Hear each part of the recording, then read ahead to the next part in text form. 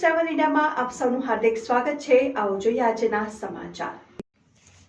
સુરેન્દ્રનગર જિલ્લો મૂળી ખાતે જિલ્લા કક્ષાની ઉજવણી પૂર્વે રિયલ ટાઈમ રિહર્સલ યોજાયું। નિવાસી અધિક કલેક્ટર શ્રી રાજેન્દ્ર ઓઝાના અધ્યક્ષસ્થાને ટેબ્લો પોલીસ પરેડ રિહર્સલનું નિરીક્ષણ કરાયું। દેશના 74મા પ્રજાસત્તાક રાજ્ય કક્ષાની ઉજવણી તાપી જિલ્લાના વાડોદ તાલુકાના બાજીપુરા ગામે યોજાશે, જ્યારે સુરેન્દ્રનગરમાં જિલ્લા કક્ષાની ઉજવણી મૂળી ખાતે યોજાશે।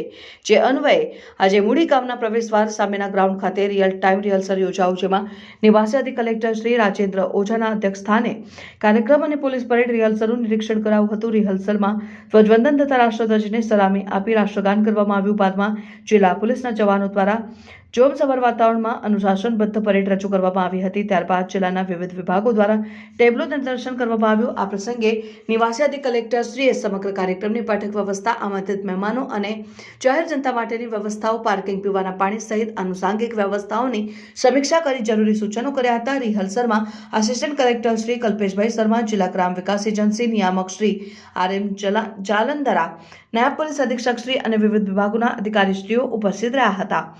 Reporter Dilawar mover, news 7 India, Surendranagar.